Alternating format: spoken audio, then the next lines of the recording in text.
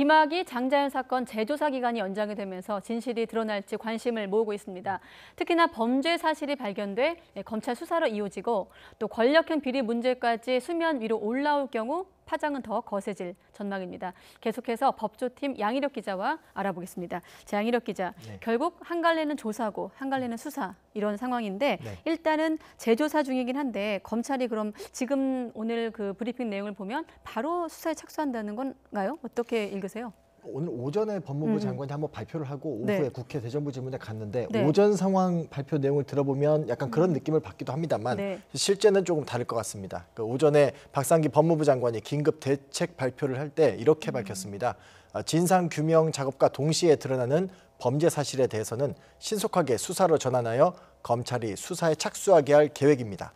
그런데 오후 국회에서 열린 정치 분야 대정부 질문에 출석해서는 과거사 진상조사단이 조사 결과를 마무리해 보고서를 제출하고 나면 이후에 수사를 검토하겠다는 겁니다.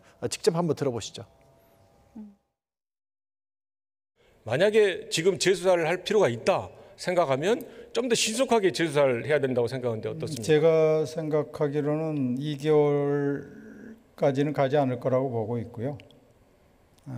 그 진상조사단의 조사 결과가 마무리되는 대로 바로 수사가 필요한 부분은 수사에 착수하도록 그렇게 할 생각을 가지고 있습니다. 그렇군요. 오전엔 동시에 드러나는 사실에 대해서는 신속히 전환하겠다는 말이 있었지만 오후엔 좀 톤이 바뀌었습니다. 자, 그렇다면 앞으로 재조사가 관건인데 탄력을 받고 또 그동안 밝혀지지 않았던 부분들이 밝혀질 수 있을 것인가가 궁금한데 재조사의 어떤 방향은 어떻게 볼 수 있을까요? 크게 두 갈래로 나눠서 보시면 될 것 같습니다. 첫 번째는 사건의 실체가 무엇인지 규명하는 거고요. 두 번째는 이에 대한 수사가 과연 제대로 이루어졌는지 살펴보는 겁니다. 진실 규명을 하더라도 수사나 처벌을 하려면은 공소시효가 관건입니다. 그런데 김학의 전 차관 사건의 경우 한번 살펴보면 알선 수뢰나 단순 향응 수수의 경우 공소시효가 각각 5년 그리고 7년에 불과합니다. 공소시효가 끝나게 되는 거죠. 다만 별장 성접대 동영상이 촬영된 시기가 2008년에서 2009년쯤일 것으로 추정되고 있는데요. 마약을 강제로 투약했다거나 성폭력 의혹이 뒷받침돼서 특수강간 혐의가 적용되면 공소시효는 15년까지 늘어납니다. 또 성접대 동영상을 촬영한 행위도 성폭력 처벌법상 카메라 등을 이용한 촬영 혐의가 적용돼서 5년 이하의 징역으로 처벌할 수 있는데요. 이 부분의 공소시효 역시 최대 15년입니다. 이와 관련해서 대검 진상조사단 총괄팀장을 맡고 있는 김영희 변호사가 어제 YTN 라디오의 그 통화에서 인터뷰를 했었는데 김학의 의혹에 대해서 살아있는 사건이다. 라는 표현을 사용하기도 했습니다. 또 김 전 차관 외에 연루된 당사자들이 굉장히 많고 당시 청와대를 비롯한 고위 관료들의 외압 여부도 중요한 조사 대상이라면서 적극적인 제보가 필요하다고 강조했습니다. 네, 자 살아있는 사건. 자 김학의 사건의 어떤 중요한 이유 가운데 하나가 이른바 권력형 비리가 밝혀지느냐 여부일 텐데 이 부분은 좀 어떻게 전망할 수 있을까요? 네, 과거사 진상조사단이 그 현재 김학의 전 차관의 특수강간 혐의와 함께 다른 사회 고위 인사들도 연루된 점이 있는지 들여다보고 있습니다. 건설업자 윤중천 씨에게 향응을 제공받았는지 부분인데요. 조사단의 조사 범위에 드는 인물들이 정부 관계자나 정치인 등 상당수 포함된 것으로 알려졌습니다. 전현직 군 장성들도 윤 씨 별장을 오갔다는 얘기까지 나오는 상황이고요. 인터넷에는 윤중천 리스트에 거론되는 인물이 누군지 이런저런 의혹들이 벌써부터 제기되고 있습니다.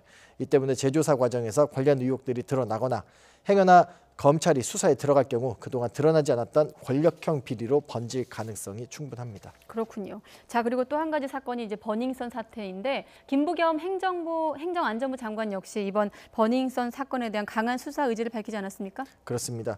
그 박상기 법무부 장관과 오전에 함께 합동 기자회견을 열었습니다. 이때 버닝썬 사태를 일부 특권층의 반사회적 범죄로 규정을 했고요. 그러면서 이번 사건이 연예인과 자산가 등 일부 특권층의 마약, 성폭력 등 반사회적 불법, 탈법 행위와 함께 경찰과의 유착 의혹 또한 제기되고 있는 가운데 수사의 공정성에 대한 국민의 우려가 고조되고 있다면서 장관으로서 경찰로 하여금 사건의 진실규명과 함께 유착 의혹을 말끔히 해소하지 못할 경우 어떠한 사태가 닥쳐올지 모른다는 비상한 각오로 수사에 임하도록 독려할 것이라고 강조했습니다. 직접 한번 들어보시죠.